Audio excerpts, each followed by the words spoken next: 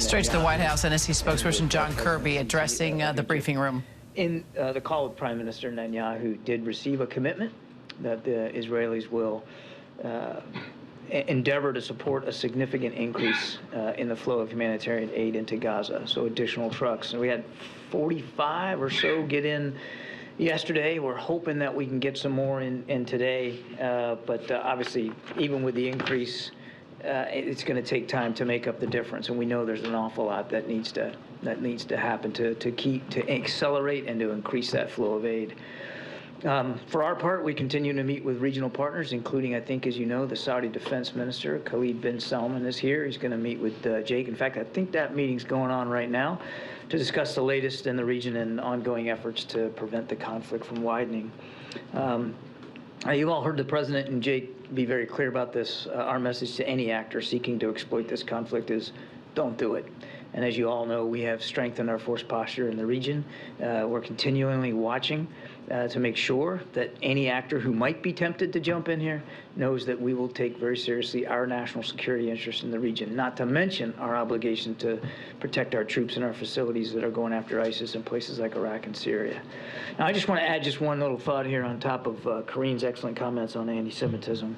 I think you all saw what happened in Dagestan, Russia, yesterday, and what can only be described as a chilling demonstration of hate, bigotry, intimidation. Some people have compared it to the pogroms of the late 19th and early 20th century, and I think that's probably an apt description, given that video that we've seen out there. Local, provincial officials certainly came out pretty swift to condemn this mob. And I heard within the last hour or so, apparently Mr. Putin has decided to have some sort of meeting with his security officials. But outside of that, we've heard crickets from the Kremlin. Nothing. No condemnation. No calling for a stoppage of hate, discrimination, and bigotry towards Jews. Nothing. And I think that speaks volumes.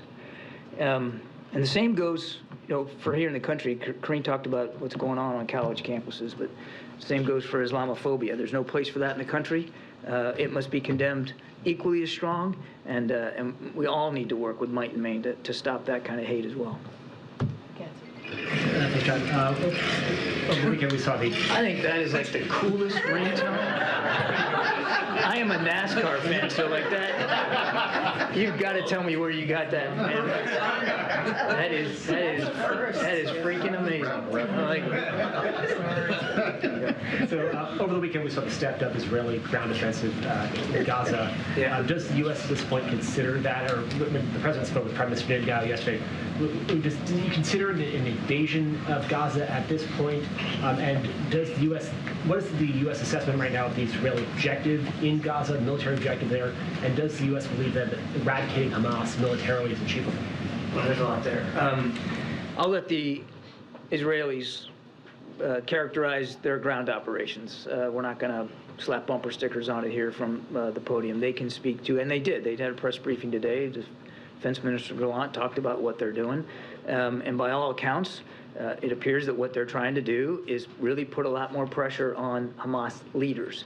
And when you're trying to go after the leadership of an organization, as we well know from our own experience against ISIS and against al-Qaeda, putting that pressure, you have to be able to apply a discrete amount of force. And that's easier to apply with soldiers than it is to apply just from the air. So that's what they have described what they're doing, and I think I'll leave it to them. Now, as for your question, can you defeat them, I think is how you put it. Again, you got to be careful with analogies, but what we have, I think, demonstrated to a fairly well is that you can decapitate a terrorist organization, you can decimate their capabilities, you can render them a lot less effective. You're probably never going to get rid of the ideology that backs them up and allows them to recruit into resource. But look at ISIS right now. It's a shadow of itself. Remember, they were storming across Iraq and Syria with this big caliphate that they wanted to govern. It's a shadow of its former self. Still a viable threat, which is why we have some troops on the ground. but it's nowhere near the threat that it once was. And Al-Qaeda, the same thing.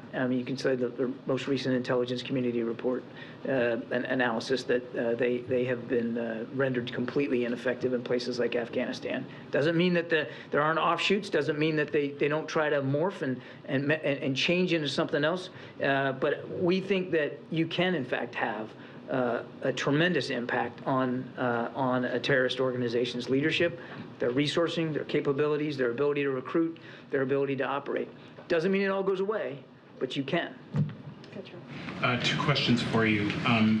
First of all, does the White House have a view on this idea of leasing or otherwise obtaining Egyptian territory in the Sinai Peninsula for Palestinian refugees to stay on a temporary basis? I think right now, Trevor, the focus is on seeing if we can get safe passage out. And obviously, should we be able to secure that, we would have conversations with partners in the region, including Egypt, about what the capacity would be to provide some sort of temporary subsistence capability for the families wanting to get out of Gaza.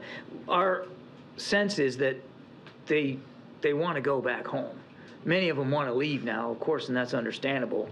But there's not a desire to, by many, at least from our sense of it, that want to flee forever and go somewhere else in the world. So at some point, you got to start thinking through what that's going to look like, and I just don't know that we've had any solid answers to that right now. Did that come up on the CC call with Biden yesterday? I won't go beyond the readout on the call. Okay, and then related to that Rafah crossing, any updates on getting people out through that corridor? Unfortunately, no. I mean, but as you heard Jake say yesterday in a various set of interviews that he did, we're working on this literally by the hour to try to do that. We know we have several hundred Americans that want to get out too, and we're working on it. Admiral, you mentioned Putin's response or lack of response to this anti-Semitic mob at the airport, but his spokesman reportedly said that yesterday's events were largely the result of outside interference and that the security meeting is in part to discuss attempts by the West to use the events in the Middle East to divide the Russian society. Well, isn't that sweet? It's classic Russian rhetoric, isn't it? When something goes like bad in your country, you just blame somebody else, blame it on outside influences. The West had nothing to do with this. This is just hate, bigotry, and intimidation, pure and simple.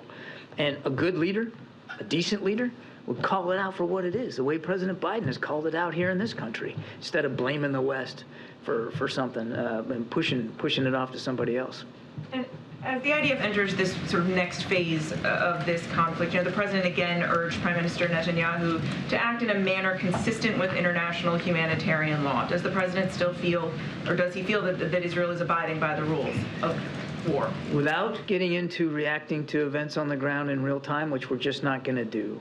This is a conversation we consistently have had with our Israeli counterparts, and as you rightly note, it was part of the discussion yesterday with the Prime Minister, and you heard the Prime Minister today speaking in Tel Aviv about the efforts that they're undertaking to try to avoid civilian casualties. And I think that they certainly are making that effort. It doesn't mean that there haven't been civilian casualties. Tragically, there have been many, thousands of them. But unlike Putin in Ukraine, and unlike what Hamas did on October 7th, killing civilians is not a war aim of the Israeli Defense Forces. Their war aim is to go after Hamas terrorists. But if the president terrorists, I might add, that are using innocent Palestinians as human shields. But is the president concerned that Israel is going to break the rules of war? And if not, why does the president feel the need to repeatedly bring this up in, it seems, every conversation that he has with him? Because it's something that even the Prime Minister brings up in the conversations, that they both recognize that as democracies, it's important to abide by the law of war and to protect innocent life and to try to minimize civilian casualties. It's not a lecturing. It's a reminder from two leaders of two vibrant democracies that this is what separates us from folks like Hamas. Thank you. I'm here, John. The U.S. ambassador to the UN said that we should not be numb to the suffering of Palestinians, whether it's the journalists, ordinary people, or aid workers. The number now is 53. Every time we sit here, the number goes up. And also, the Save the Children Fund said that the number of children who were killed in Gaza is more than the whole world conflict since 2019. So why do you think your message, you keep saying that we don't want civilians to die, and you ask Israel to exercise restraint and to abide by international law? Why do you think your message is not getting through to the people in the Middle East? They actually, basically, they don't believe that the U.S. is doing enough to protect civilians.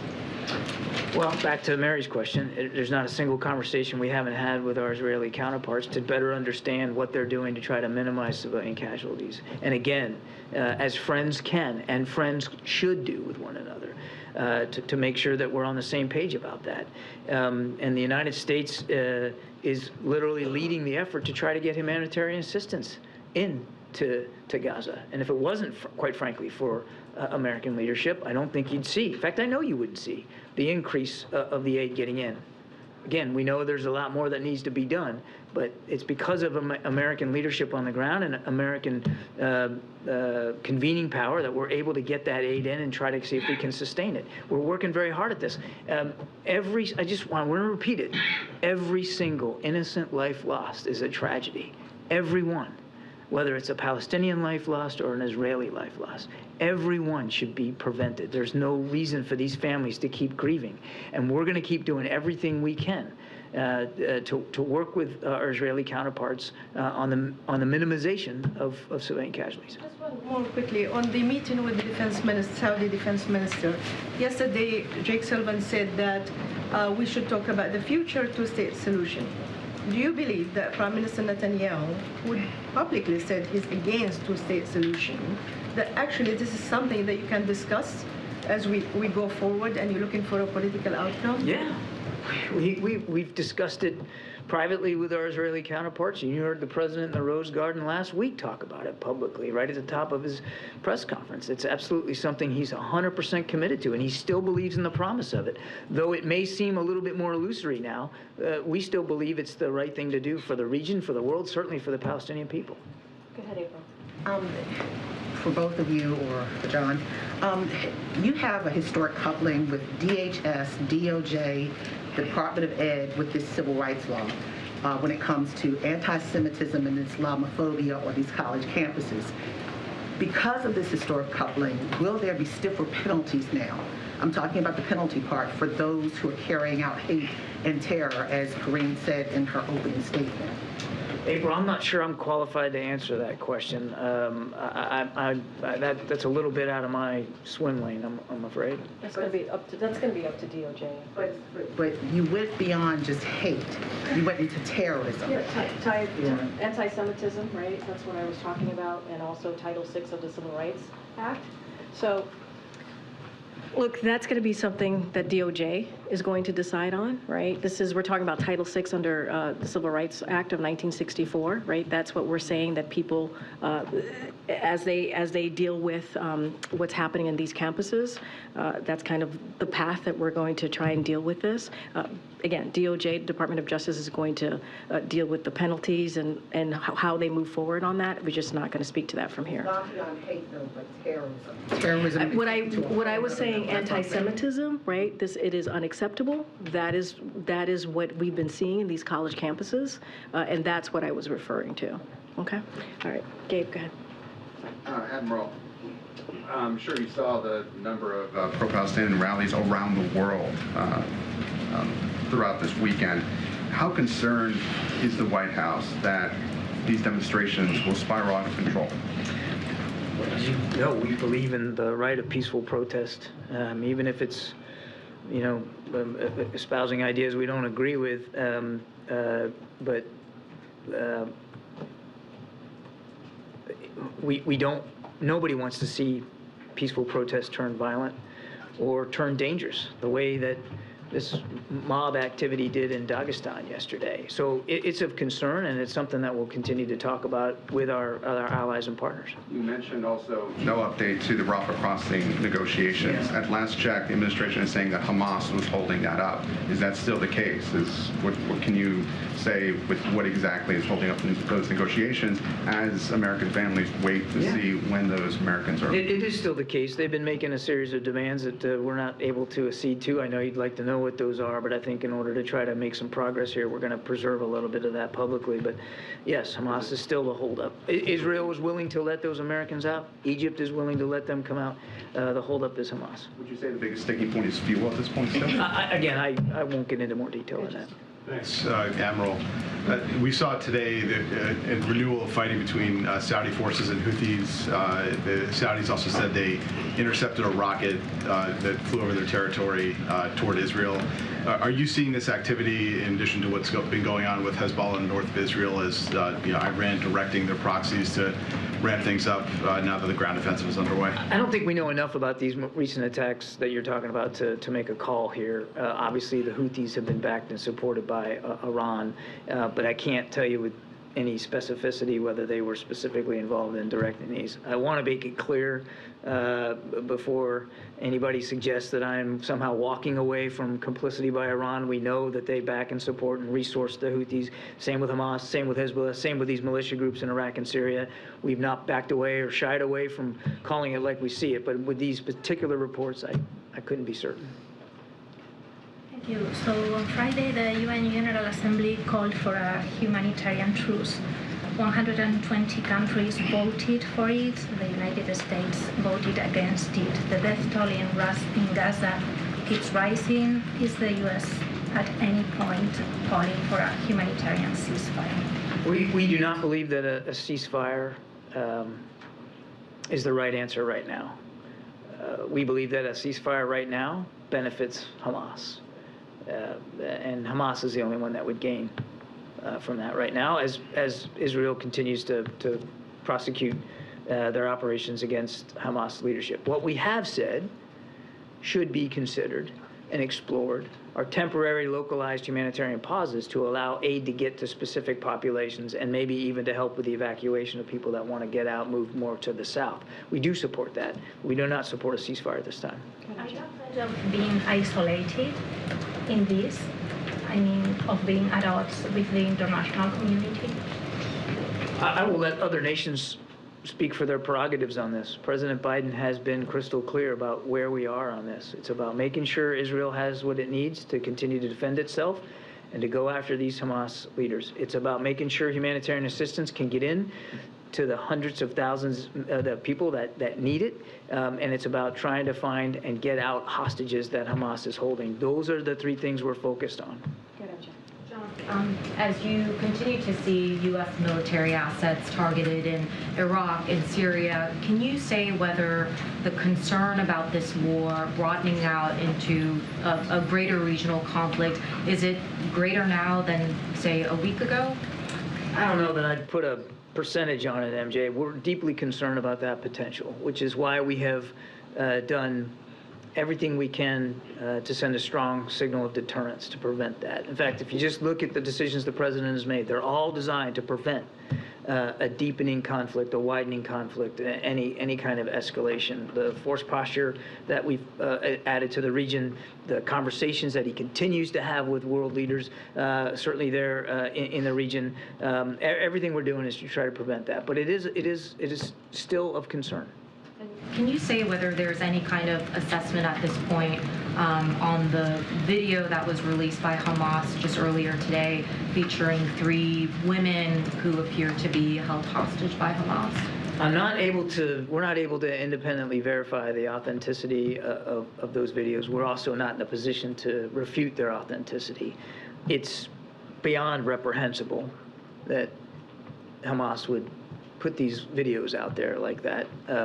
I guess on one hand, for the families, I suspect that it would at least answer a question about their loved ones, but I can't imagine the added anguish and pain that it causes them to see their loved ones in such a state. I mean, but it's reprehensible that they would do that. And there remains no sort of proof of life video featuring American citizens as far as U.S. officials are concerned. Not that I'm aware of.